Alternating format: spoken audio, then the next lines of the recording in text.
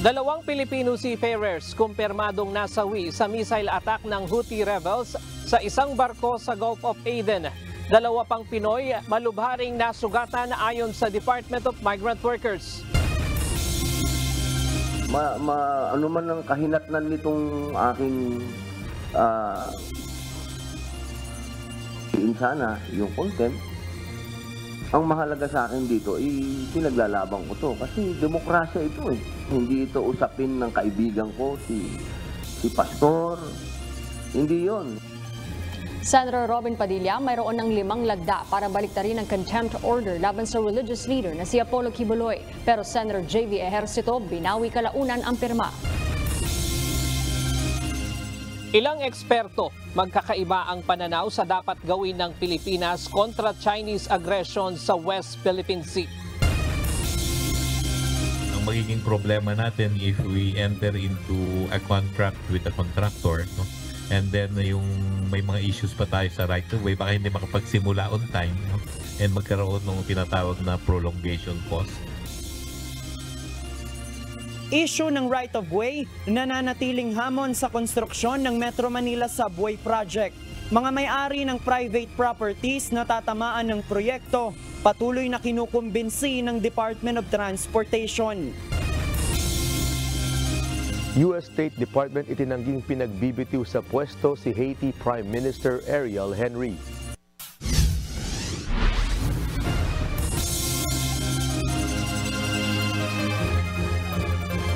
Magandang hapon Pilipinas at sa buong mundo.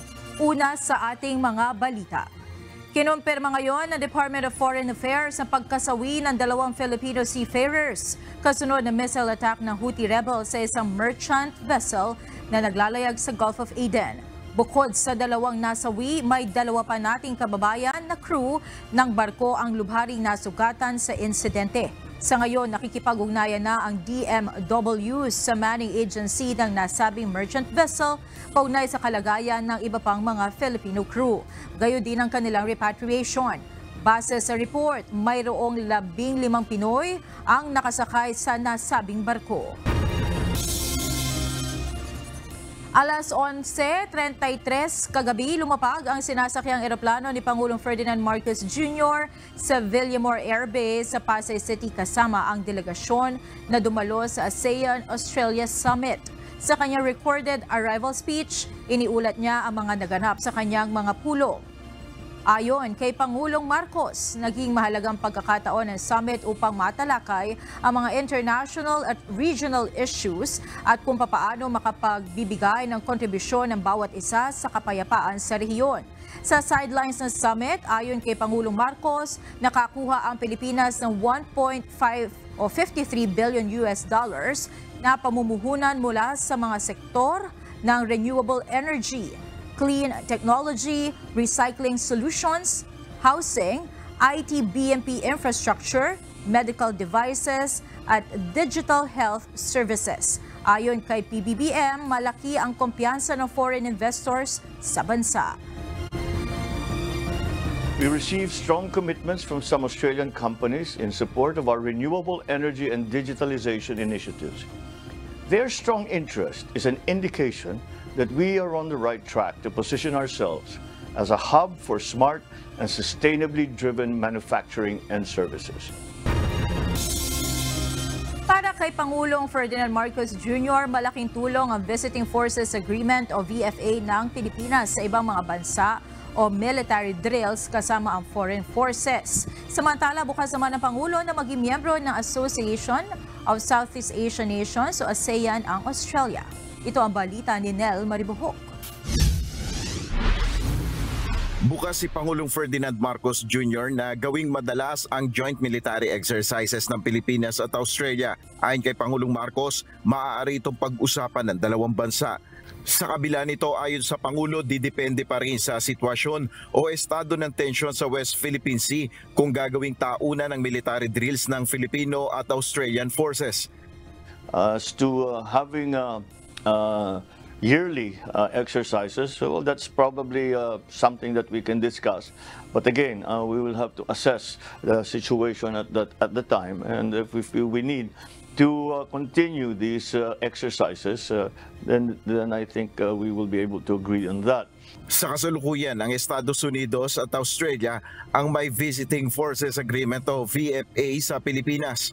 Para kay PBBM, malaking pakinabang ang joint exercises na ito, lalo na sa panig ng Pilipinas. We are conducting these exercises so that we are able to work together with our foreign partners. And when I say work together, it is not only for defense and security, it is also for disaster preparedness, disaster assistance that they might bring. Samantala, suportado ni Pangulong Marcos ang ideyang isama na bilang miyembro ng Association of Southeast Asian Nations o ASEAN ng Australia. Well, I cannot see why that would not be a good idea. Australia has already been a very active part of ASEAN. And for all intents and purposes, really, in all but name, they are already members of ASEAN. Yes, I think they would be very welcome to join ASEAN. Sa katatapos lamang na ASEAN-Australia Summit sa Melbourne, nagpahayag ng patuloy na suporta ang Australia sa ASEAN pagdating sa pagpapatibay ng maritime cooperation at pang-ekonomiya. Nel Maribohok, UNTV News and Rescue, Diyos ang aming sandigan, serbisyo publiko ang aming pinahalagahan. Tuloy-tuloy ang pangangalap ni Senator Robin Padilla ng lagda mula sa mga kapwa-senador para harangin ang contempt order at pag-aresto sa religious leader na si Apollo Kibuloy. Pero ang isa sa kanila, binawi kalaunan ang pirma. Ito ang balita ni Harleen Delgado. Ano man ang kahinatnan nitong aking sana, yung contempt, ang mahalaga sa akin dito, pinaglalaban ko to kasi demokrasya ito eh. Hindi ito usapin ng kaibigan ko, si Pastor. Hindi yon. Pinangalanan na ni Senator Robin Padilla ang mga senador na pumabor sa kanya para baliktarin ang contempt order at ang pag-aresto kay Kingdom of Jesus Christ leader Apollo Kibuloy. Sila sina Senators Amy Marcos, Cynthia Villar, Christopher Bongo at JV Ejercito na kalaunan binawi ang pirma ilang oras matapos ang panayam sa media ni Senator Padilla. Anya, nagdesisyon siyang pumirma noong una dahil naniniwala itong ang Department of Justice na ang nararapat mag-imbestiga sa sensitibong issue. Pero matapos anya ang masusing pagsuri sa mga testimonya ng mga testigo at iba pang impormasyon, nagdesisyon siyang bawiin ang kanyang pirma. Lumalabas din anya sa kanyang mga konsultasyon na maaari pa ring imbestigahan ng Senado ang mga kaso, kaya makatitiyak anya si Kibuloy na mabibigyan siya ng patas na oportunidad para ilahad ang kanyang panig. Samantala, tumanggi namang pumirma sina Senators Grace Poe at Raffy Tulfo, bagay na nirerespeto anya ni Senator Padilla. Paliwanag ni Senator Tulfo, iginagalang niya ang desisyon ni Senate Deputy Minority Leader Rison Tiveros na siyang nangunguna sa Senate Committee on Women, Children, Family Relations and Gender Equality na nag-iimbestiga sa mga aligasyon ng pang-aabuso ni Kibuloy. Karapatan din anya ng mga miyembro ng anumang komite na magkaroon ng salungat na pananaw. Kailangan ni Senator Padilla ng 8 boto mula sa 14 na miyembro ng Senate panel para maharang ang contempt order. Ayon kay Senator Padilla, hindi lang niya basta-basta kaibigan si Kibuloy dahil kasama niya umano ito sa paglaban sa komunismo. Para sa akin, nagiging biktima si Pastor kasi nilabanan niya yung NPA. Hindi deserve para sa mga mata ko ng isang tao ang tingin ko bayani sa pakikipaglaban niya sa komunista na naging kasama ko. Ganitong klase papayagan ko maiskandalo. Teka muna. Nasaan ang utang na loob natin sa serbisyo ng taong ito na inalay niya sa paglaban sa komunista? Dagdag ng senador, walang ibinigay na pera sa kanya si Kibuloy noong kampanya, pero may mga naitulong anya sa kanya ang religious leader noong eleksyon. Dasal, napaka-importante nun. Doon sa channel niya, sa SMNI, nabigyan niya ako ng airtime na wala akong binabayaran.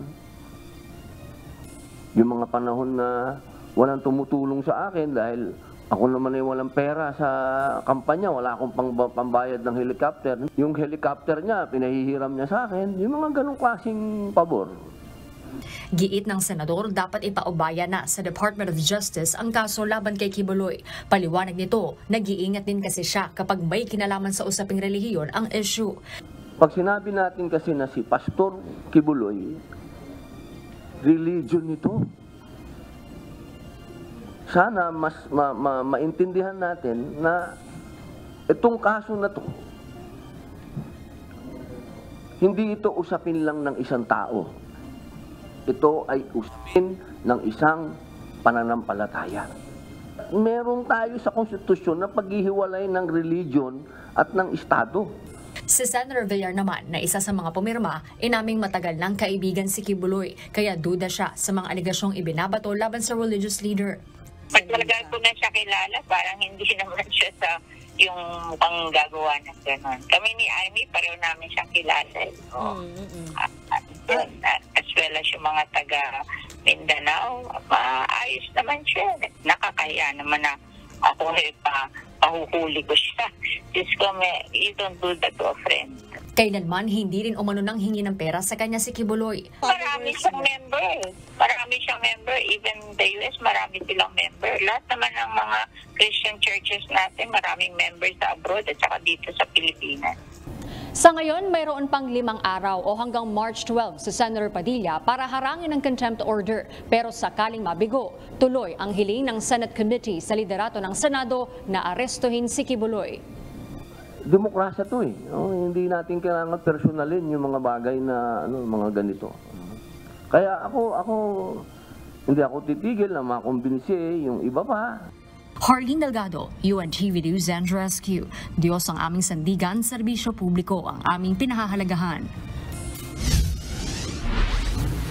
Humingi ng tulong sa Philippine National Police ang Department of Health para sa enforcement o pagpapatupad ng pagbabawal sa paggamit ng vape para sa mga menor de edad at pampublikong lugar. Ayon kay Department of Health Secretary Teodoro Herbosa, wala silang enforcement power para sa mahigpit na implementasyon ng vape law, kaya kailangan nila ng tulong ng mga pulis. Ito ang balita ni Leia Ilagan. Yung sigarilyo, nicotine at saka tar and other smoke elements yung ando doon. Pero doon sa heated tobacco, dilagyan na nila ng flavors. Ang problema, ang nadidiscover natin, some of these oils or scents are the ones that cause damage to the lung. Hindi ligtas ang paggamit ng vape kahit na may mabango at katakam-takam na amoy ang usok nito. Ayon kay Department of Health Secretary Teodoro Herbosa, mas malala pa sa ordinaryong sigarilyo ang epekto nito dahil sa mga scented oil na ginamit sa vape, gaya ng oil mula sa cannabis flower o marijuana. Pumapasok din yung mga recreational products na nasa ating Dangerous Drugs Act. Sa Dangerous Drugs Board, bawal ang products of marijuana, and specifically, ang ginagamit sa vape is yung tetrahydrocannabinol oil. Paliwanag ni Secretary Herbosa, karamihan sa mga nagbi-vape ay mga kabataan, estudyante at minor de edad. Kaya naman, humingi na siya ng tulong sa PNP para sa mahigpit na pagpapatupad ng vape law. Very specific is to protect our children. In the Republic Act 11900 or the vape law, ang pwede rang bumili ng vape and nicotine and non-nicotine vape products and e-cigarettes ay 18 years old and above. Siguro kayo naman nakakakita rin sa mall nung nakikita ko, no? Naka-uniform ng high school, may dalang high school bag at nagbe-vape. Dagdag pa ni Secretary Herbosa, base sa report ng Lung Center of the Philippines, marami na ang minor de edad na mayroong lung injury dahil sa e-cigarettes mula sa e-smoking at e-vaping. Kaya naman, nais ng DOH na ipasara ang mga vaping store na pasok sa 100 meters mula sa mga eskwelahan. Nais din nilang ipahuli o ipakumpiska sa mga pulis ang mga vape ng mga estudyante at minor de edad. Ang PNP handang tulungan ng DOH hindi lamang sa panghuhuli kundi pati rin sa information campaign kaugnay sa masamang epekto ng vape. We'll be formulating a directive for the operational guidelines of our personnel. Pero pwede na silang mag-umpisa manghuli, giving emphasis also sa mga nagbebenta because we want to protect the minor. Yan ang intention naman talaga natin ng batas. Also, on the part of the DPCR, dito si yung ating deputy for Police Community Relations will be helping in the awareness program.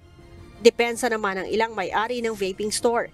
Hindi sila nagbebenta ng vape sa mga minor de edad. Kailangan po ng valid ID po para mabentahan po. Kailangan po ng valid ID po. Pagka wala po, di po talaga pwede. Bawal po talaga pagka minor. Samantala, batid naman ng ilang estudyante ang masamang epekto sa kalusugan ng vape kaya't ayaw rin nilang makiuso.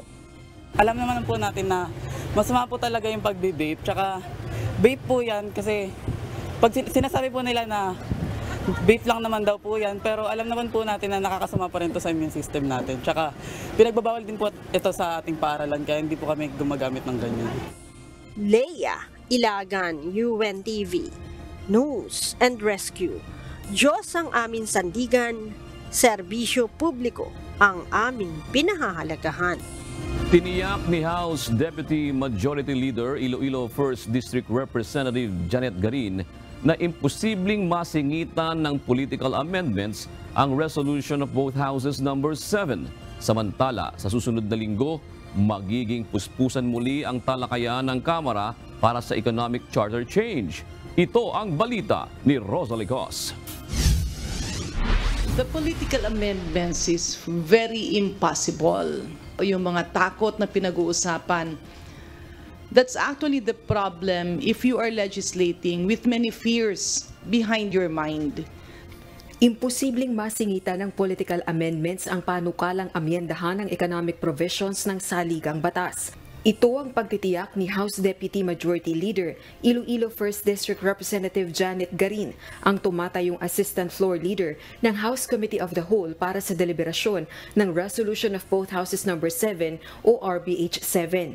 Muling nagpahayag ng pangamba ang Makabayan Bloc lawmaker sa posibilidad na masingitan ng ibang probisyon ang panukala. Ito ay sa gitna ng pagsasapubliko ng kagustuhan ni Cagayan de Oro 2nd District Representative Rufus Rodriguez, chairperson ng constitutional amendments na lawigan ng proposed economic amendments sa konstitusyon. No ang boto ng Makabayan Bloc lawmakers sa committee report ng House Committee of the Whole kaugnay ng RBH 7. Nangangamba tayo na magpapasok pa rin yan ng panibagong mga amyenda or on economic provision, and pangalawa, yung dagdagan na rin lang nila yan ng mga political provision. So hindi natin alam kung anong mangyayari kasi anything goes naman eh. Definitely no political amendments. Definitely hindi naman yan maglolokohan sa floor. The voice of the people and the voice of the majority of the members of Congress will be carried. Sa susunod na linggo, puspusang muli ang magiging talakayan ng Kamara sa RBH 7 para sa second reading ng panukala. Pagdedebatihan na mismo ng mga kongresista ang measure na layong luwagan ang economic provisions ng saligang batas sa public utilities, education at advertising industry. Bago ang congressional break sa March 23, target maipasa ng Kamara ang RBH 7. Samantala, test of leadership para kay Senate President Juan Miguel Zubiri ang economic chacha. Ginawa ng mga mambabatas ang pahayag matapos aminin ng Senate President na malaking hamon sa Senado na makakuha ng sapat na boto upang maipasa ang resolution of both houses number 6, ang Senate version ng economic chacha. Sa gitna ito ng iringan ng dalawang kapulungan ng Kongreso dahil sa isyong amyenda sa saligang batas. Pero syempre mahirap kasing sabihin mong imposible yung isang bagay na hindi mo pa sinisimulan. Nothing is impossible if you want real service to the Filipino people. So maybe he can use his charm if he's having trouble garnering votes of 18. Umaasa pa rin ang mga kongresista na makakakuha ng sapat na boto ang liderato ng Senado dahil sinabi ni Pangulong Bongbong Marcos Jr. na mahalagang maamyendahan ang saligang batas upang mapasigla ang pamumuhunan sa bansa at mas umunlad ang ekonomiya. Rosalie Cos, UNTV News and Rescue. Diyos ang aming sandigan, serbisyo publiko ang aming pinahahalagahan. Nananatili pa ring hamon ang issue ng right-of-way sa konstruksyon ng Metro Manila Subway Project. Pero ayon sa Department of Transportation, patuloy silang nakikipagnegosasyon sa mga private property owner upang maisaayos ang right-of-way at hindi maantala ang proyekto. Ito ang balita ni JP Nunez.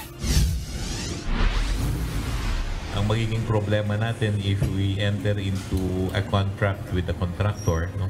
And then yung may mga issues pa tayo sa right of way, baka hindi makapagsimula on time, no? And magkaroon ng tinatawag na prolongation cost. Nasa 55% pa lang ng right of way na dadaanan ng Metro Manila Subway Project ang naisa sa ayos ng Department of Transportation.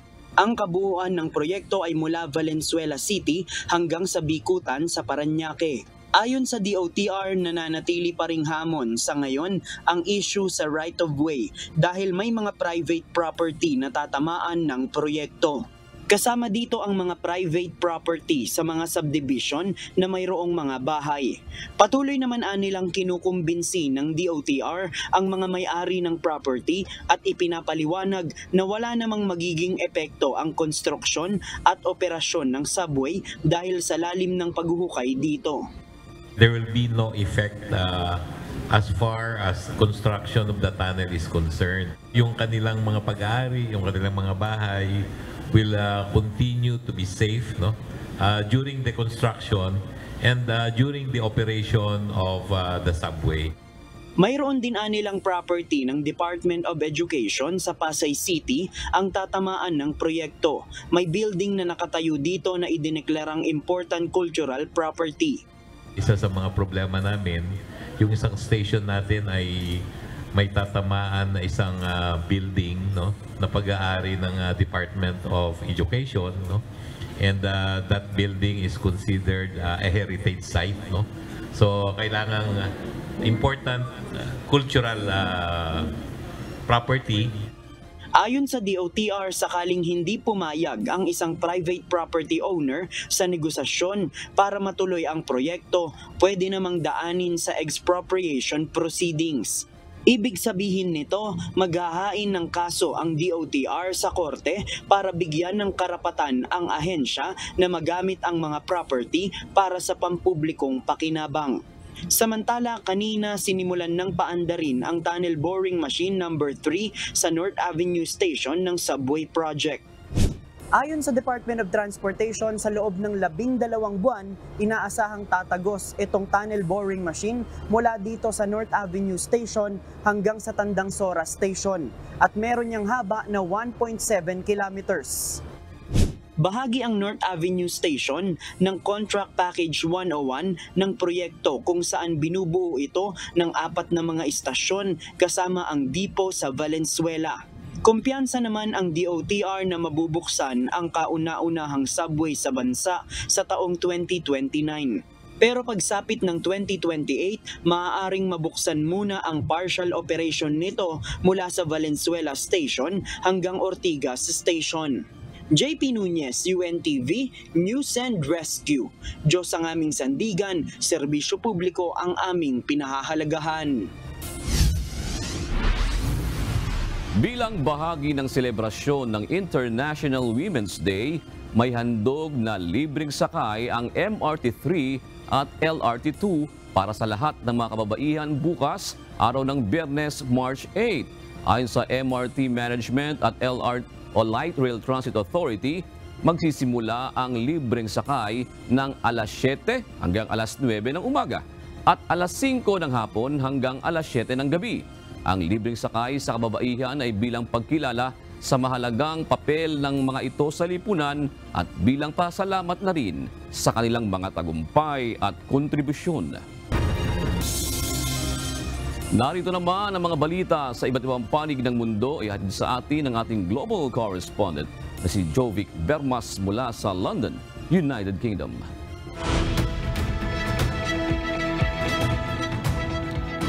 Jovic, dyan ba sa Britain, gaano karaming migrants ang tinatanggap galing sa mga bansang may kaguluhan at iba pang krisis kada taon? Yes, June, magandang gabi sa inyo dyan sa Pilipinas. Batay sa ulat ng UK Parliament, umabot sa 55,000 migrants ang nag-resettle o nag-relocate sa bansa through various schemes sa pagitan ng 2014 hanggang 2023. 20,000 sa mga ito ang nanggaling sa bansang Syria, habang 25,000 naman ang nanggaling sa Afghanistan. Taong 2022 nang buksan ng bansang UK ang border nito para sa mga Ukraine nationals nang pumutok ang giyera sa pagitan ng Ukraine at Russia. Tinatayang nasa 197,000 refugees ang kinupkup ng Great Britain for humanitarian reasons upang makatakas sa lumalalang kaguluhan sa bansang Ukraine. Samantala, ayon sa UK Refugee Council June, isa sa 6 na world refugees ay Palestinian nationals. Bagamat maraming refugees at asylum seekers ang tinatanggap ng UK, hindi madali para sa mga Palestino ang makapunta dito sa UK dahil walang ligtas na ruta para sa kanila upang makarating ng Great Britain. June? Sige, Jovic, ibigay mo na ang iba pang mga balita sa iba't ibang panig ng daigdig. Mahigit sa 8,500 migrants ang nasawi sa migration route sa iba't ibang panig ng mundo noong nakalipas na taon ayon sa International Organization for Migration. Dahilan upang ituring ang 2023 na deadliest year for migrants on record. 20% na mas mataas ang bilang kaysa 2022. Pinaka-nakamamatay naman ang pagtawid ng mga migrante sa Mediterranean Sea kung saan mahigit sa 3,000 tao ang nasawi at nawawala noong 2023. Ipinag-utos umano ni North Korean leader Kim Jong-un ang lalo pang pagpapaigting ng kanilang paghahanda para sa posibleng giyera. Base sa mga report, sinasabing nag-inspeksyon umano si Kim Jong-un sa kanilang training camps kahapon sa may Western Pacific region ng bansa, kasunod ng pagsisimula ng annual combined military drills ng Amerika at South Korean forces noong Lunes. Sinasabing mas dumoble pa ang bilang ng mga nag-participate sa nasabing combined military drills ng US sa South Korea ngayong taon kumpara noong 2023. Tiniyak naman ng North Korean leader na patuloy nilang pinalalakas ang kanilang war drills at combat capabilities upang masiguro ang kahandaan sa anumang giyera na posibleng sumiklab sa hinaharap. 6 na Indian nationals ang arestado sa Bangkok's International Airport dahil sa tangkang pagpupuslit sa isang red panda at ilang dosenang hayop palabas ng bansa batay sa Thai customs officials. Kabilang sa mga nasabat sa Suvarnabhumi Airport ay mga ahas, parrots at monitor lizards. Natagpuan ng mga hayop sa bagahe ng mga suspect na patungong Mumbai. Posibleng patawan ng hanggang 10 taong pagkakakulong ang mga suspect.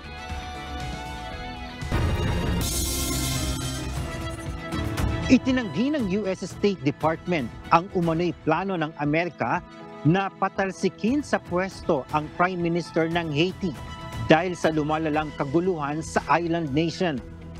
Imbes na alisin na sa posisyon, hinihikayat umano ng Estados Unidos ang mga leader ng Haiti na pabilisin pa ang transition ng kanilang bansa sa democratically elected government. Ito ang balita ni Sonny Cox. Nilinaw ngayon ng Estados Unidos na wala silang plano na patalsikin sa pwesto si Haiti Prime Minister Ariel Henry kasunod ng tumitinding tensyon sa island nation. Ayon kay US State Department spokesperson Matthew Miller, hindi umano totoo ang mga balita na pine-pressure nito ang Prime Minister ng Haiti na magbitiw sa pwesto sa gitna ng lumalalang karahasan at instability ng bansa. Sa halip na mag-resign, hinihikayat umano ng Amerika si Prime Minister Henry na pabilisin pa ang pag-transition ng Haiti bilang isang democratically elected government. We are not calling on him or pushing for him to resign, but we are urging him to expedite the transition to an empowered and inclusive governance structure that will move with urgency to help the country prepare for a multinational security support mission. Paliwanag pa ng tagapagsalita ng US State Department, makakatulong ang mabilis na transition ng pamahalaan ng Haiti para paghandaan ng multinational security support mission mula sa United Nations. Simula pa noong nakaraang weekend, lalo pang tumindi ang gang violence sa Port-au-Prince na siyang kapitolyo ng Haiti. Kabilang narito ang pag-atake sa mga police station, ang pagsalakay sa 2 kulungan at pagpapakawala ng libo-libong mga preso sa kapitolyo. Nagdulot rin ng matinding karahasan ang paglikas ng libo-libong mga tao at naparalisa ang operasyon ng mga negosyo sa syudad.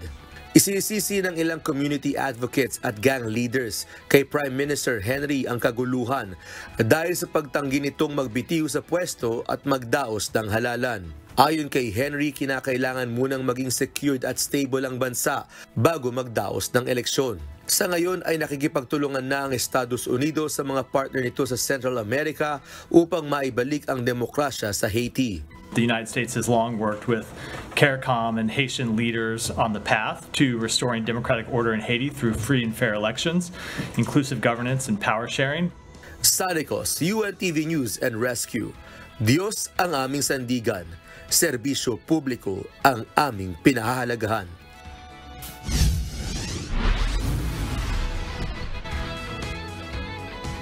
At yan ang mga balita mula sa iba't ibang panig ng mundo. Mula dito sa London, United Kingdom, ako si Jovic Bermas. Magandang gabi. Magpapatupad ng heat stroke break at blood pressure monitoring ang Metropolitan Manila Development Authority o MMDA sa kanilang mga personnel ngayong nagsisimula ng maramdaman ang mainit na temperatura. Ayon sa mga MMDA personnel na naka-duty sa kalsada, talagang matinding init na ang kanilang nararanasan lalo na pagsapit ng 1:00 hanggang 5:00 ng hapon. Ito ang balita ni JP Nunez. Medyo mainit talaga, tutok yung 1:00, 2:00. Kahit 5:00 nga, masakit pa rin sa balat dahil sa init. Mas mainit ngayon compare last year. Yung parang gusto mong maligo sa maraming tubig, sa maraming yelo, ganon. Yung feeling mo kapag sobrang init. Ganito inilarawan ng mga traffic personnel ng MMDA na nakadeploy sa field ang nararanasan nilang matinding init ng panahon. Naka-duty sila sa pagitan ng 1:00 ng hapon hanggang 9:00 ng gabi. Ayon sa kanila, pagsapit ng 1:00 hanggang 5:00 ng hapon ay talagang nakakapasong init ang kanilang nararamdaman. Kanya-kanya tuloy sila ng diskarte para malabanan ang matinding init. Minsan sa gilid-gilid na lang, magpapaano lang kung may mga silungan konti. Tapos, yun nga, tubig. Kailangan dala ako lagi tubig. Tubig lang talaga, inom ka ng tubig. Yun lang usually talaga para maibsan yung init. Dahil dito magpapatupad ang MMDA ng heat stroke break sa mga personnel at magsasagawa rin ng regular na monitoring ng kanilang blood pressure. Bagaman sinimulan na itong gawin ng mga personnel sa ground, maglalabas pa rin ang MMDA ng memorandum sa March 15 para sa guidelines na susundin para sa heat stroke break. Nakapaloob dito ang 30 minutes na water break sa umaga at sa hapon ng mga traffic law enforcers at mga street sweeper ng MMDA. Ayon sa ahensya, paraan ito upang maiwasan ang posibleng heat stroke o atake sa puso sa kanilang mga personnel. May karanasan na rin kasi ang MMDA sa mga nakalipas na taon kung saan bigla na lamang nagko-collapse ang kanilang mga tauhan na naka-duty sa field. Usually every year may mga naitatala ho kaming mga yung nagpo-collapse because of summer, yung heat, sobrang nagkaka-heat stroke sila. Kapag mataas ang blood pressure ng isang MMDA personnel, hindi muna siya pababalikin sa kanyang duty sa kalsada at lalapatan rin siya ng atensyong medikal ng mga nurse mula sa kanilang road emergency group. Ayon sa MMDA, sa ngayon meron na ding mga empleyado nila na senior citizen ang nagpapalipat ng trabaho na office-based upang hindi mababad sa matinding sikat ng araw. Pinag-aaralan na ng MMDA kung pwedeng payagan ang kanilang mga personnel na magsuot ng mas komportableng damit para makabawas sa init ng katawan. Sa ngayon, polo na makapal ang tela, pants at boots ang suot ng mga ito na nakadeploy sa kalsada. JP Nunez, UNTV, News and Rescue. Diyos ang aming sandigan, serbisyo publiko ang aming pinahahalagahan. Inihayag ngayon ng Philippine Atmospheric, Geophysical and Astronomical Services Administration o PAGASA na maaaring tumagal pa hanggang sa buwan ng Mayo ang nararanasang Super El Nino sa bansa. Samantala, sinabi naman ng PAGASA na malaki ang posibilidad na ma-develop ang La Nina pagsapit ng Hunyo. Ito ang balita ni Jed Neresina. Nakikita natin na mataas ang posibilidad, more than 50% na mag-develop ang La Nina sa buwan ng Hunyo. Naglabas na ngayong araw ang PAGASA ng La Nina Watch Advisory dahil sa mataas na posibilidad na ma-develop ito sa buwan ng Hunyo. Pero paliwanag ng Weather State Bureau, ang epekto ng La Nina ay aasahan pa sa huling mga buwan ngayong taon.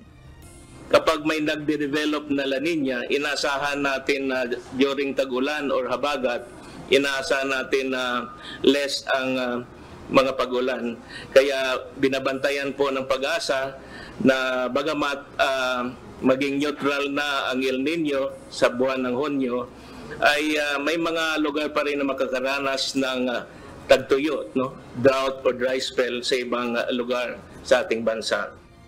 Bagamat humihina ang Super El Nino, inaasahan na maaari pa rin itong tumagal hanggang sa buwan ng Mayo. Kaya naman asahan na nila ang lalo pang epekto ng tagtuyot sa mga susunod na buwan. Lalo't patungo na tayo sa mga buwan kung saan mas mainit ang temperatura tuwing Marso, Abril at Mayo. Pinapayuhan ng PAGASA ang publiko na paghandaan ang epekto ng mainit at maalinsangan na panahon na pinaigting ng El Nino phenomenon. Sa ngayon ay nararamdaman na ang epekto ng matinding tagtuyot sa ilang mga lugar sa bansa. So makikita po natin progression yung pagdami ng mga lugar na nagkakaroon ng significant reduction sa tubig ulan. So meaning po, kung titingnan natin yung mga areas na posible pang maaapektuhan ng peak impact ng El Nino ng March, April, May, kasabay pa dyan yung tindi ng init ng temperatura. So, ibig sabihin po, yung mga lugar na yon already experience prolonged drought or dry spell either since December, since January, or since February 2024 at posibleng magtutuloy-tuloy. Patuloy ang PAGASA sa pagbabantay sa posibleng mga pagbabago sa klima sa bansa, maging sa pakikipag-ugnayan sa mga ahensya na tutugon sa magiging epekto ng mga weather phenomenon. Jed Neresina, UNTV News and Rescue. Diyos ang aming sandigan, serbisyo publiko ang aming pinahahalagahan. Magkaiba na pananaw ang ilang eksperto kung paano re-resolbahin ang tumitinding tensyon sa West Philippine Sea dahil sa agresyon ng China. Gayunman, naniniwala ang mga ito na lalala pa ang sitwasyon, lalo na kung hindi mag-uusap ng masinsina ng magkabilang panig. Ito ang balita ni Ryan Lacanlale. Kasi napikunan sila, hindi nila mapigil eh. Talagang pinapakita na natin na determinado tayo. So talagang, kumbaga, ginagamit na nila yung escalation ladder. Talagang pinapatasan nila. Talagang nananakit na sila na may mga damages na nangyayari.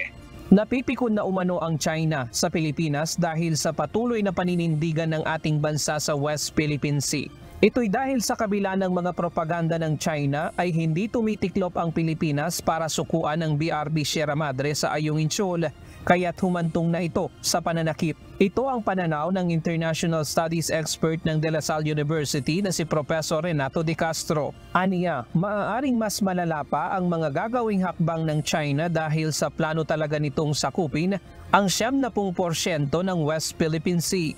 Lalala pa yan pag gumamit na talaga sila ng dahas. At posible yan kasi yung Chinese Coast Guard, unang-una yung capability nila, no? Yung mga ginagamit yung Chinese Coast Guard, tatandaan natin yung kasaysayan niya, no? Ang goal talaga ng Chinese Coast Guard, hindi talaga yung constabulary of the sea. Ang goal talaga ng Chinese Coast Guard, manakop. Kailangan lang umano ngayon na gawin ng Pilipinas na ituloy ang ating mga aktibidad sa West Philippine Sea dahil hindi naman natin basta pwedeng isuko ang ating mga bahura sa China, pero meron itong kaakibat na panganib. Paliwanag ng eksperto, hindi naman kasi natin pwedeng sabayan ang ginagawa ng China sa kanilang marahas na pamamaraan. Well, itutuloy pa rin natin. Hindi naman tayo pwede gumamit ng dahas. Talagang antayin natin silang gagamit ng dahas. At kung gumamit man sila ng dahas, talagang, well, let's prepare for the worst. No? Let's hope for the best. Ayon kay De Castro, Kung uupuan ito ng Pilipinas at China, hihilingin lamang ng China na itigil ang RORE mission at tanggalin ang BRP Sierra Madre hanggang sa pag-pull out ng puwersa ng Pilipinas sa West Philippine Sea. Hindi pa sapat aniya ang nangyari kamakailan upang i-invoke ang Mutual Defense Treaty ng Pilipinas at Estados Unidos. Pero ikinababahala na rin ito ng Amerika kaya nagkakaroon na ngayon ng mutual consultation. Hindi pa armed hindi pa kinetic Pero naging concern na rin ng Amerika because this is leading to possible use of China by kinetic force. Kaya nga yung sa State Department statement, sinabi nila there's already consultation going on, which is actually the Mutual Defense Treaty being already put into motion. Pero ayon sa isa pang security analyst na si Professor Romel Banlawi, lalong lalala ang sitwasyon sa lugar kung hindi seryosong mag-uusap ang dalawang panig kung paano re-resolbahin ang sitwasyon. Napakahalaga na magkaroon ng friendly relationship yung dalawang bansa para ma-peacefully manage natin yung conflict dyan sa West Philippine Sea, lalong-lalo na sa dalawang areas na sa tingin ko ay red lines ng bawat bansa, yung Shoal at ang Scarborough Shoal, not to mention yung Great Bank. Pero yung tatlo na yan ang pinakadelikadong area sa West Philippines. Naniniwala si Professor Banlawi na habang nag-uusap ang dalawang bansa, dapat din na magkaroon ng coordinated actions para maiwasan ang kani-kanyang unilateral activities dahil gumagawa ng law enforcement sa lugar ang magkabilang panig. Ayon kay Banlawi, hindi na niya ikinagulat ang nangyaring aksyon ng China sa Ayungin Shoal noong Martes dahil maaaring lumala pa niya ang mga susunod na hakbang ng China kung hindi ito masusolusyonan. Baka magkaroon pa ng mas malala pang insidente sa naranasan natin ngayon. Kumbaga yung naranasan ngayon ay the worst so far. Pero sa aking pagbabasa ng sitwasyon ay makakaranas pa tayo ng mas grabe pang insidente kung hindi natin mapipigilan ang mga respective unilateral activities natin dyan. Para sa kanya, mas magiging komplikado ang sitwasyon kung gagamitin ang Mutual Defense Treaty sa Amerika. Paliwanag ng security expert, hindi ito makakatulong sa pagresolba ng mapayapang paraan sa lugar at lalo lang mamimilitarize ang issue. Sa ngayon, ang problema pa lang natin ay law enforcement and political problems. We don't want this law enforcement and political problems to develop into a military problem, because if it develops into a military problem, that will really create violence in the area. Ryan Lacanlale, UNTV News and Rescue. Diyos ang aming sandigan, serbisyo publiko ang aming pinahahalagahan. Hindi pa titinag ang mga nasugatang tauhan ng Philippine Navy sa gitna ng tumitinding harassment ng China sa mga barko ng Pilipinas sa West Philippine Sea. Ayon sa Western Command ng Armed Forces of the Philippines, handa nang sumabak muli ang mga ito sa panibagong resupply mission matapos silang gamitan ng water cannon ng Chinese Coast Guard. Ito ang balita ni Andy Pagayona. Okay naman yung mga tropa. Pagdating dito, nila namin sa hospital, chinek up sila. Yung isang sugat, medyo malalim, kaya tinahe. Pero yung iba naman, dressing and bandage lang, okay na sila. Good, fit to go back to work. Walang problema. Naghahanda na ulit ang mga tauhan ng Philippine Navy para sumabak sa panibagong resupply mission na ihahanda ng pamahalaan para muling maghatid ang mga pagkain at iba pang gagamitan sa mga sundalo na nasa BRP Sierra Madre sa Ayungin Shoal. Ayon kay Vice Admiral Alberto Carlos, ang hepe ng Western Command, tuloy ang kanilang resupply mission dahil isa ito sa mga utos ng Pangulo. Sinisigurado namin na hindi titigil ang pagdating ng kailangang mga pagkain, tubig, fuel, and other basic necessities dun sa mga tropa. Kasi ang order sa atin ng Pangulo is we stay there, BRP Sierra Madre will stay in Ayungin Shoal, hindi yun naalisin. Dagdag pa nito na maraming opsyon sa mga gagamiting bangka sa pagsasagawa ng resupply mission kung sakaling magkakaroon ng problema ang kasalukuyang supply boat na ginagamit ng bansa. Tiniyak ng buong Westcom na handa ang kanilang puwersa na tumalima sa ipag-uutos si Pangulong Marcos Jr. na protektahan ang soberanya ng Pilipinas. Bagamat nasugatan ang 4 na personnel ng Navy, ipagpapatuloy pa rin ng mga ito ang kanilang trabaho upang magbantay sa teritoryo ng ating bansa.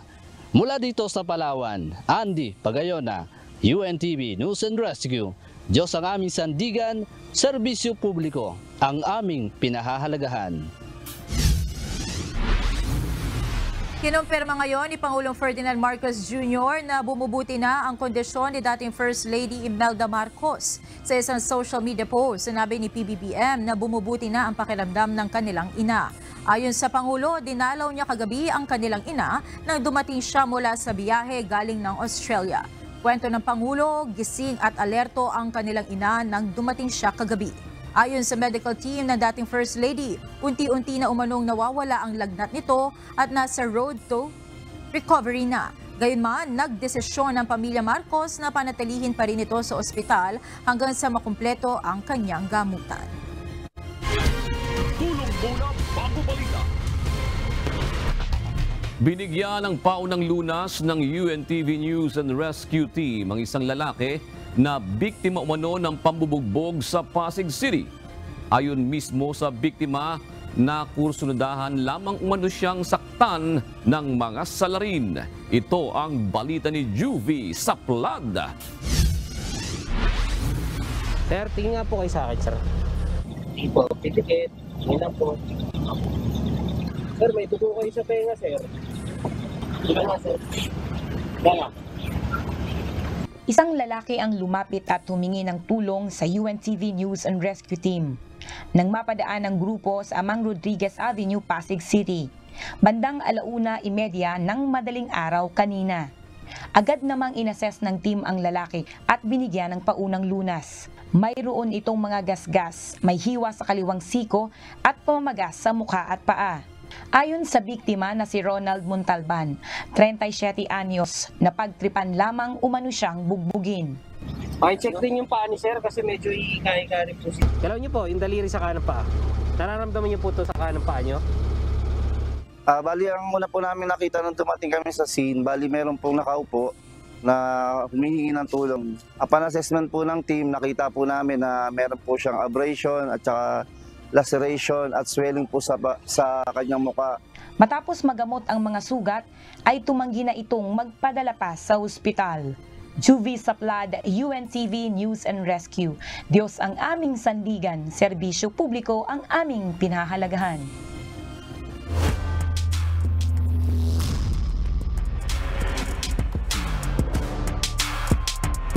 Kapwa nagwagi ang AFP Cavaliers at SSS Kabalikat sa Game 1 ng Best of 3 Series sa semifinals ng UNTV Cup Season 10 kahapon. Ito ang balita ni Bernard Dadis.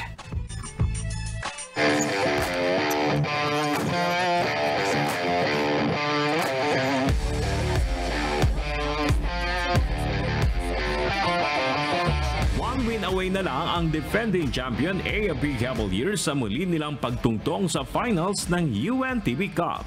Itinumba ng Cavaliers ang DA Foodmasters sa kanilang Game 1 na Best of 3 Series sa pagsisimula ng semifinals na ginanap sa Nova Desi Convention Center sa Quezon City kahapon sa score na 83-71. Dinomina ng Cavaliers ang Foodmasters with total of 43 rebounds kontra sa 23 ng DA. Sa assist, 18 versus 13 at maging sa 3-point area ay lamang ang AFP, shooting 9 out of 24 laban sa 6 out of 25 ng Foodmasters. Tinanghal na best player of the game si Edgar Castro na pumutok ng 25 points at 3 rebounds at 1 assist. Unang-unang nagpasalamat ako sa coaching staff dahil pinagsigi kami ng bawat isa. No? Then yung sa practice namin, dinidiin din kami. Salamat rin sa mga practice player namin na tumulong para umangat yung level ng laro namin ngayong semifinals. Yun nga, yung palagi sinasabi ni Coach Eugene na isa lang naman yung dumipensan talaga ng matiin kasi semifinal na.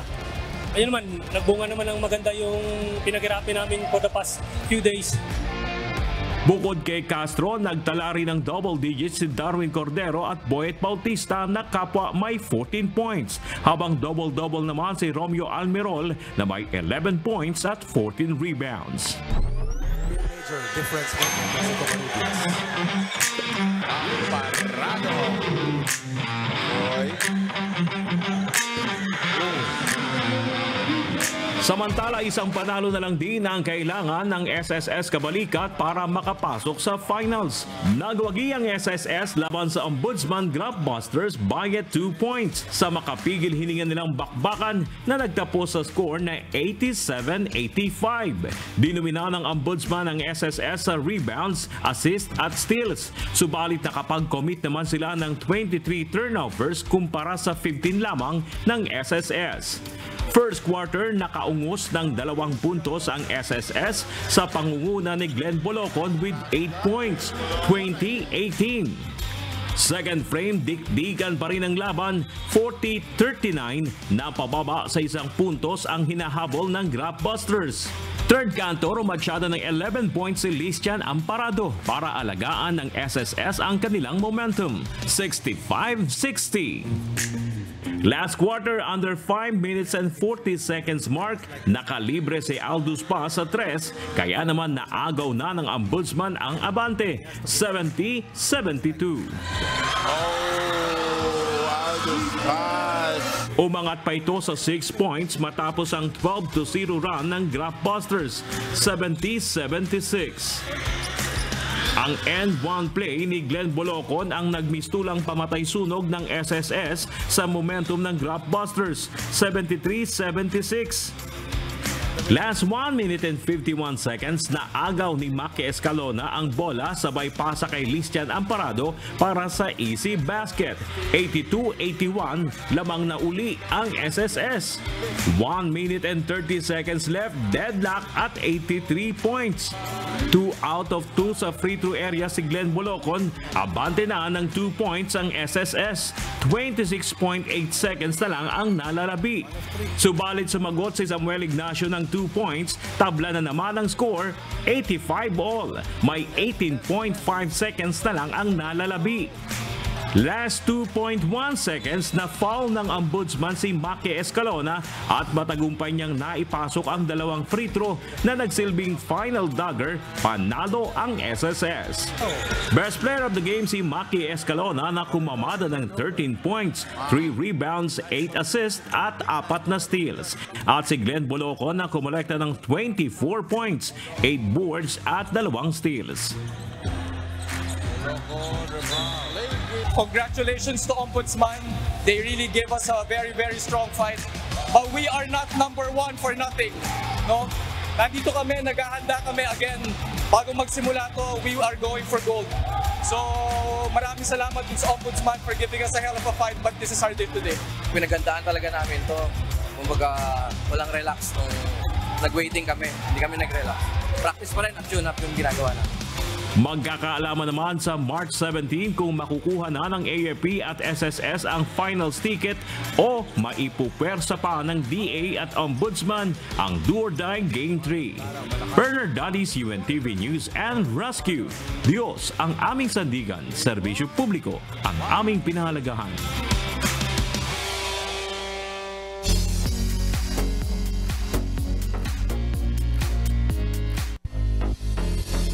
Natanggap na ng Filipino pop star royalty na si Sarah Geronimo ang kanyang trophy matapos sa tanghalin bilang isa sa Global Force awardees ng Billboard Women and Music Awards. Sa mga larawang kuha ng G Productions, makikita ang saya ni Sarah G sa parangal na kanyang tinanggap. Sa panayam sa popstar royalty sa kanyang red carpet entrance, sinabi nito na hindi niya inaasahan ng nasabing award.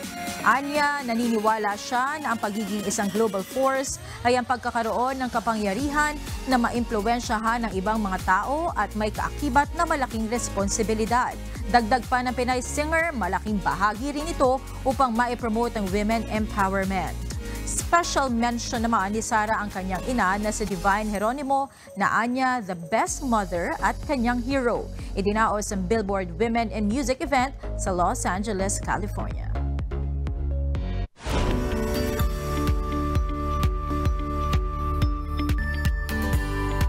Nagiging makakalimutin ka na rin ba? Ayon sa mga eksperto, bukod sa edad at lifestyle, nakaapekto din ang nutrisyon na nakukuha mula sa kinakain sa kalusugan ng utak. Ano ang mga simpleng paraan para mapabuti ang memorya? Ito ang balita ni Gladys Tuwabi. Kaya nga, hindi life begins sa 40. So, yung 40 signal yon na magpi-50s ka na. And then mag-hormonal imbalance. Amin naman natin, hindi pa nagkakaedad. Doon na. At doon na rin nagsisimula tayo magiging makakalimutan ng grabe. 50. Oo. So, kaya kailangan ng supplementation ng B. Saan ko ba nailagay ang aking cellphone? Ano nga ulit yung pinapagawa sa akin sa opisina? Nako, nagiging makakalimutin ka na nga. Sinasabing mas prone sa pagiging makakalimutin ang mga taong edad 50 pataas. Pero kahit sa mga kabataan, ay maaari rin itong mangyari, lalo na kung hindi naaalagaan ang kalusugan. Ayon kay Dr. Bonnie Bernardo, isang naturopathic medicine practitioner, kabilang sa mga dahilan ng pagiging makakalimutin ng isang tao ay naiuugnay sa hindi malusog na pagkain at pamumuhay. Tulad ng pag-inom ng alak, workload at sleeping habit o pagpupuyat. Mga brain drain kasi may mga lifestyle pagkain na nagbe-brain drain talaga. If you are fan of drinking alcohol, oo, that's the number one. Kaya nga naalala ko si Brother Eli na sinasabi niya, no amount of alcohol talaga naman, kahit gapatak yan. Sabi ko nga, pag naipon yan, ganun din. Kasi take note, hindi po nawawala doon yung toxic substance. Hindi yun nadidetox Narito ang ilang mga simpleng paraan para mapanatili ang matalas na isipan. Be physically active. Nagpapataas ito ng daloy ng dugo sa buong katawan, pati na rin sa utak. Stay mentally active. Makatutulong ang pagbabasa, paglalaro ng crossword puzzles, at iba pang katulad nito to keep your brain in shape. Gawing prioridad ang pagkakaroon ng sapat na tulog. Siyempre, iba yung jobs, yung mga ganon, marami nang nagtatrabaho sa gabi. Oo, kaya kailangan ko may time matulog. And then, of course, kaya may power nap. Yan. Oo, kailangan natin mag-power nap. Kasi, take note, sabi doon sa, sa mga brain science, na ang isang linggong pagpupuyat, it will take 365 days to recover. Ibabalik natin yung tamang normal na tulog. At least mga 10 or 11, kasi yung brain importante nakaka-recover. Kasi, syempre, yung mga cells niyan, yung mga wires. So, normally naman, kaya binigay yung dilim din. And of course, iba yung mga hormones. Lalo yung mga relaxing hormones sa brain natin, thinking hormones, sa gabi yun na napoproduce, in the dark. Eat a healthy diet. Sabayan ito ng pagkain at pag-inom ng mga supplement na mayroong vitamin B complex. Maging ang pag-inom ng sapat na tubig ay simple, ngunit epektibong paraan para maiwasan ang pagiging makakalimutin. Nakakatulong ito sa cognitive function ng utak, gaya ng memory, focus at concentration. Ang malusog na pangangatawan ay nagdudulot ng malusog na isipan na nakakatulong para mas maging productive. Gladys Tuwabi, UNTV News and Rescue. Diyos ang aming sandigan, serbisyo publiko ang aming pinahahalagahan.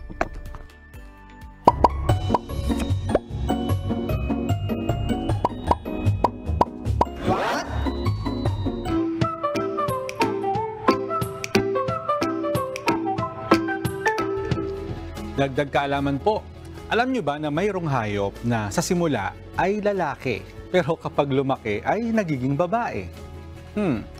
Hindi po sila nagpupunta ng ibang bansa para magpa-sex change. Ito po ay natural na proseso na hindi po nangangailangan ng operasyon. Wala pong iba kundi ang mga clownfish. Yan, lahat po ng clownfish ay pinapanganak na lalaki. Pero kaya nilang mag-change ng kasarian kapag sila ay tumanda na. Ang mga clownfish po ay hermaphrodite. Ibig sabihin, meron silang male at female reproductive organs. Ang mga clownfish po ay nakatira sa mga anemone, dyan po sa ilalim ng dagat. At bawat grupo ng clownfish, meron pong tinatawag na breeding pair. Pares po yan. Sila yung nagpapadami ng kanilang lahi. Kapag namatay ang babae, isa sa mga lalaking clownfish ang magpapalit ng kasarian upang maging babae. Ito ang paraan upang magpatuloy pa rin sila sa pagdami. Pero take note, once nag-sex change po sila, ay hindi na pwedeng bumalik sa pagiging lalaki. Sino po gustong maging clownfish sa inyo? Sana po may natutuhan po kayo. At laging tatandaan, mapalad po ang tao na nakakasumpo ng karunungan at ang tao na nagtatamo ng kaunawaan.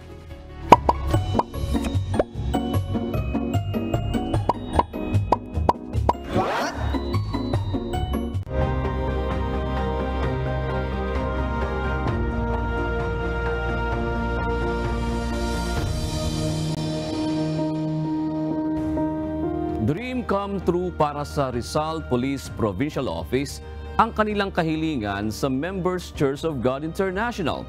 Ito ay hindi lamang para sa kanilang mga kapwa-pulis, kundi pati na rin sa kanilang mga nasasakupan para sa mas maunlad at mapayapang mamamayan. Ito ang balita ni Jenica Cruz.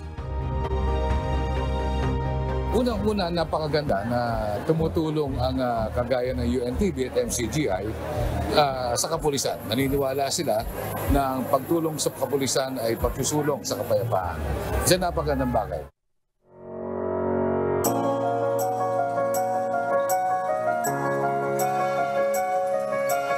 December 28 noong nakaraang taon, nang magsagawa ng Memorandum of Understanding ang Members Church of God International sa pangunguna ng overall servant na si Kuya Daniel Razon at ng Rizal Police Provincial Office, sa pangunguna naman ni Police Colonel Felipe Maragun.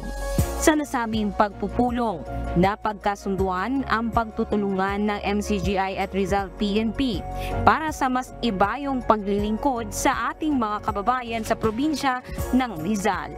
Noong araw din yon ay nagsagawa ng medical mission para sa mga pulis ng Rizal at maging sa kanilang mga kamag-anak.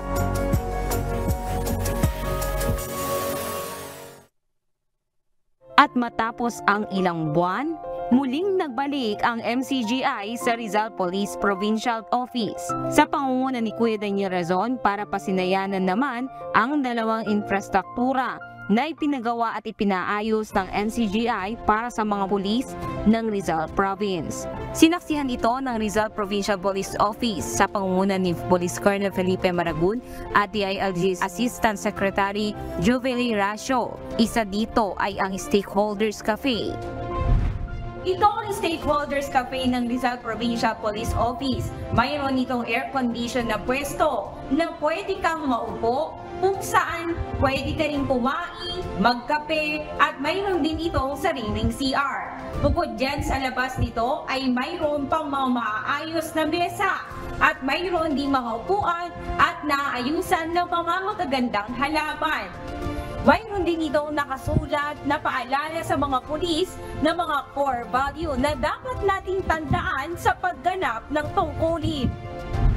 Ayon kay Rizal PPO Director Felipe Maragun, dati wala silang maayos na lugar kung saan pwedeng kumain o mag-stay ang mga pulis habang nasa PPO. Ngayon, may maayos na silang magagamit. Magsisilbi rin itong tanggapan para sa kanilang mga kamag-anak na dadalaw para may maayos na pagsasaludaran. Ayon pa kay Police Colonel Maragun, malaking tulong ito sa pagpapataas ng moral ng mga pulis na kanyang nasasakupan. Ang pinagtayuan ng Stakeholders Cafe ay dating tambakan lamang ng basura at inabot lamang ng isang buwan para matapos. Bukod sa Stakeholders Cafe, ipinaayos rin ng MCGI ang Rizal PPO Officers Dormitory. Nilagyan ito ng maayos na mga mahigaan, maayos na CR at air condition ang bawat kwarto. Actually, ito'y masasabi kong dreams comes true, no? Hindi namin nakalain na magkatotoo yung aming hinihiling kay Kuya Daniel Razon during his first visit here. Kami ay taos-pusong nagpapasalamat sa member Stars of God International sa pangunguna ni Kuya Daniel Rason.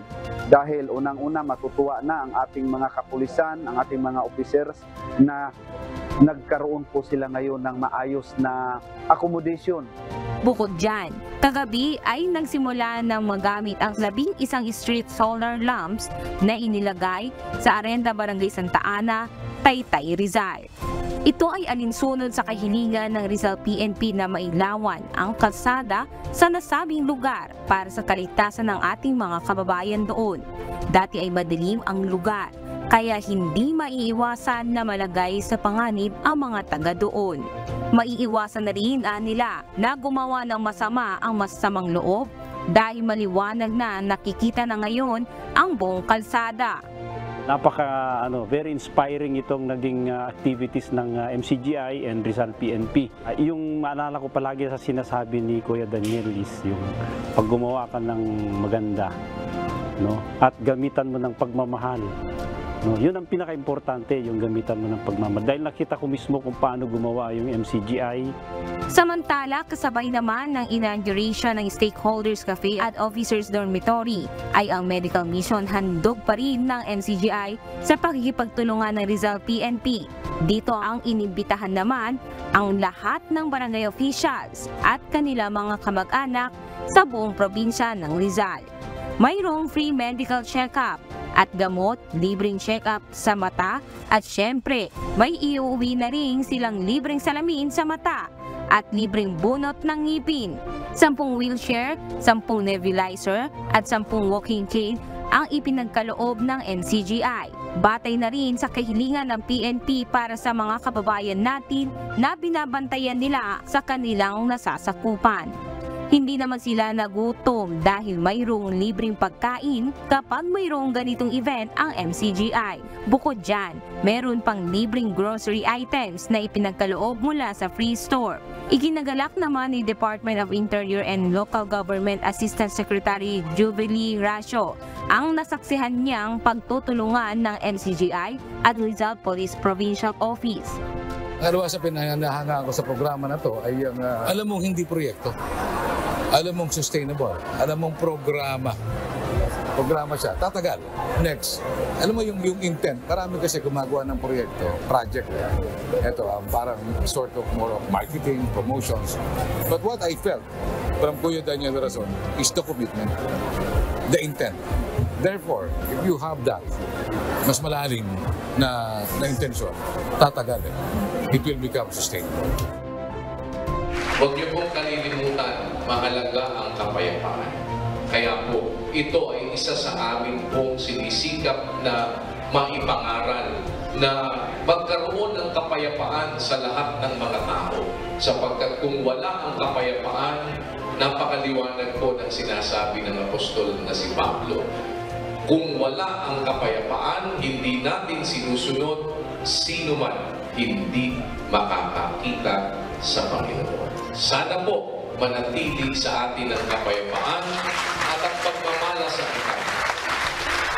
At kagaya ng inilagay ni Colonel na napili niyang talata, napakaganda ng verse na kanyang pinili na inilagay sa harap ng dormitory po ng ating mga officers. Gawin ninyo sa pag-ibig ang lahat ninyong ginagawa. Kaya po, mula sa pag-ibig ng MCGI sa inyo, una sa Panginoon at sa inyong lahat, tanggapin po ninyo ang aming munting pagsisilbi. Sana po makatulong sa isang maliit na kaparangan. And again, sa huli, kagaya po ng aming laging sinasabi, salamat sa Diyos, to God be all the glory. Enika Cruz, UNTV News and Rescue, Diyos ang aming sandigan, serbisyo publiko ang aming pinahalagahan.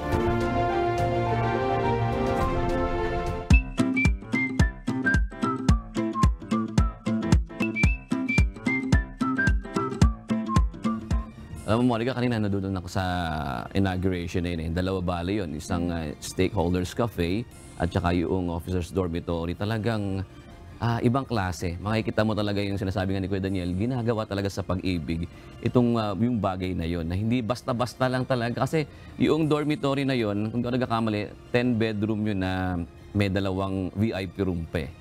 Para yung mga inaalok nga rin yun, hindi lang sa mga officers, pati yung mga nag-seminar doon na mga civilian na iniimbitahan nila, pwede nilang magamit yun. Napakaganda. Para sa mga VIPs. Yes. Yung Stakeholders Cafe nga, pagkagabi, talagang kala mo talaga isa siyang commercial na cafe. Napakaganda ng ambiance, napakalamig sa gabi, puno ng ilaw, talagang Instagrammable kung tawagin nga nila. At yung initiative na yan talagang, sabi nga ni Kuya, talagang maganda humanap pa ng kapayapaan sa lahat ng tao. Yung bang tulungan mo yung nagpapanatili ng kapayapaan, di ba? Yun, tumulong ka na rin sa peace and order ng lipunan. Diba? Ayun, nakikita ko nga sa sa background natin, no, napakaganda. Sana magtuloy-tuloy pa yung mga ganitong initiatives in the future, no, more to come. Ang totoo nga niya, nagsimula kasi yan, Monica, sinasabi nga ni Kuya kanina, nagsimula doon sa members ng ng Rizal PNP, ng Police Provincial Office doon. Yung member ng pulisya, tapos yung kamag-anak nila, tapos ngayon naman, nag-in-extend yung mga barangay captain at saka yung kanilang mga kaanak naman kanina ang pinaglingkuran. Sabi nga nung isang announcer doon na police din, si Major Yu, sabi ni Major Yu, pagbuhat niya nung ayuda, nung grocery items, sabi, napakabigat pala nito. Mabigat talaga, napakabigat. Talagang ginawa talaga sa pag-ibig yung event na yon, Monica. Ayan. Congratulations po sa napakagandang proyektong ito, no, inisyatibong ito. Ayan. Monica, ito naman yung ating mga komentaryo ng ating mga konseryong Pinoy ngayong araw ng Huwebes. Hinggil to sa vape sa report nila Ilagan. Sabi po ni Nestor Lingo, ang lunas dyan, totally ban ang vape. Maraming minor gumagamit niyan. Ako maraming aalman, nararamdaman ko na. Sa sa tensyon sa West Philippine Sea, sabi ni Earth's TV topic, diplomasya at pasensya pa din ang kailangan natin upang wag lumala ang tensyon. Shoutout po sa ating mga kausi, sina Grace Rosing, si Ireneo Chamiso at si Juvie Wams. Maraming salamat po. Gayon din kay Lynn Magno, O'Sullivan, David Garwood at Larry Vicente. Yan. At mga kasambahay, kung may mga istorya po kayong nais balikan sa Ito ang Balita, pwede nyo po itong muling mapanood sa aming mga official social media account. Magtungo lamang po sa UNTV News and Rescue YouTube channel at i-click ang subscribe button. Gayon din sa aming Facebook at TikTok accounts. Mapapanood nyo rin po rito ang iba pang news programs ng UNTV, pati na ang iba pang video ng nag-iisang public service channel. Kaya subscribe, like, and share.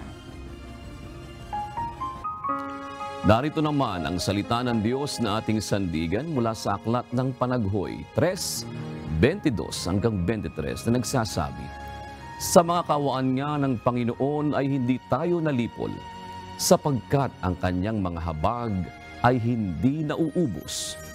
Ang mga yaoy bago tuwing umaga. Dakila ang iyong pagtatapat.